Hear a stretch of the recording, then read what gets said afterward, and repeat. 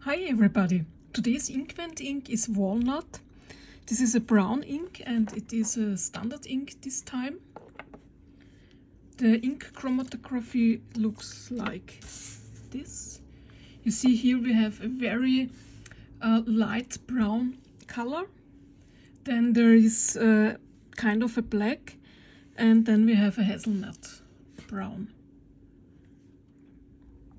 The ink on the Rhodia notepad looks like this. We have here, or I have written this here with the Lamy medium nib, and this with the Leonardo Momento Zero, which is a very wet pen. Here is how the ink looks with different nib sizes. And you can see here that with the Lamy nib, which is a drier pen, looks a little bit softer and you see more of the shading. And with the Leonardo, it is darker in tone. The dry time is with the extra fine Lamy, it's 5 seconds. With the fine, it is 10 seconds. With the medium 15 and with the broad 20, and with the wet pen with the Leonardo it is a little bit over 20 seconds, so I would say it is between maybe 22-23 seconds. The water resistance you see here. Here on the left side I've written it with the Lamy medium nib, and you see here that most of the ink is gone, but you can still see what I have written here and also the lines, and this is also more prominent when you write with a wetter pen. So this ink is fairly water resistant. You can see very good what you have written. And here is the ink when it is still wet.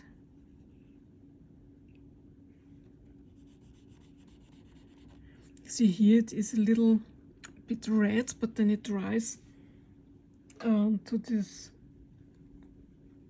cooler brown. It is a very nice ink. I had no feathering and no bleed through, and only a little bit of show through on the papers. The flow was very nice. It was not too wet and not too dry. It was perfect, and I really liked it in the Lamy and in the Leonardo on both papers.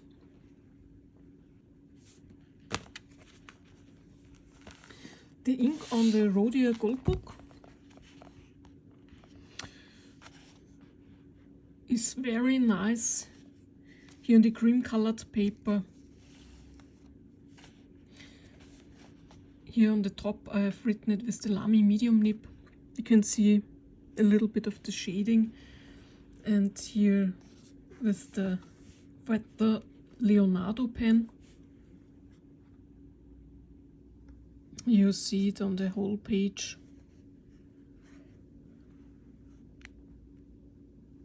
And it looked very good on the cream colored paper.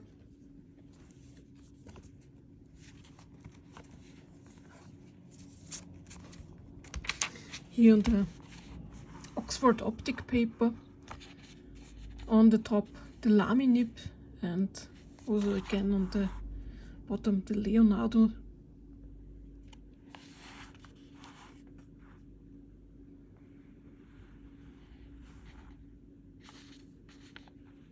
A very nice ink. I really liked it very much, because this is also a brown where the flow is very good, because normally the brown inks are more on the dry side, but not this one. It was really pleasant to write with it.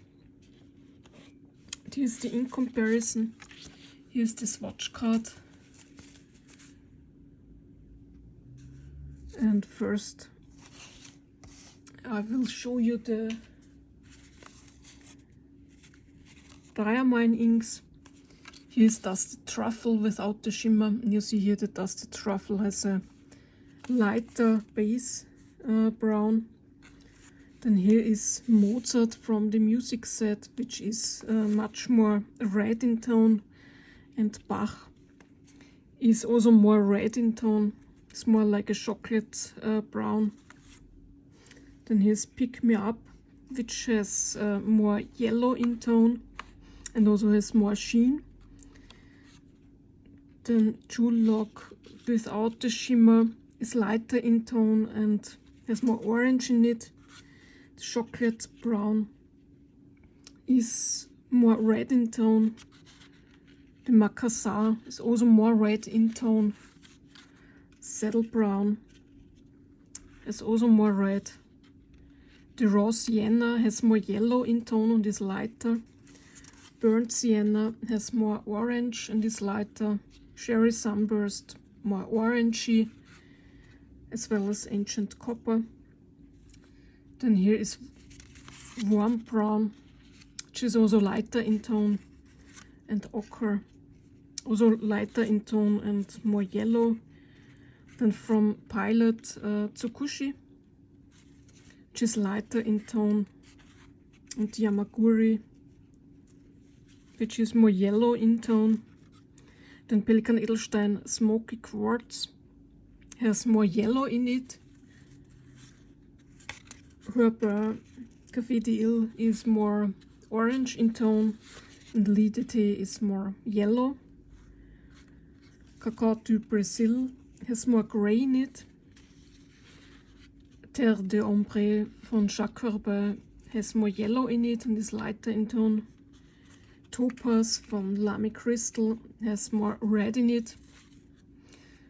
Robert Oster Melon Tea is lighter in tone and has more yellow in it, as well as Kansas City Cafe Crema and Toffee.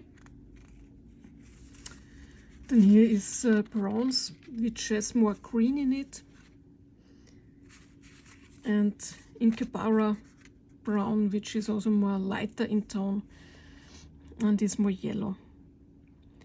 So Diamine created a very unique ink. I have no ink that is similar in tone.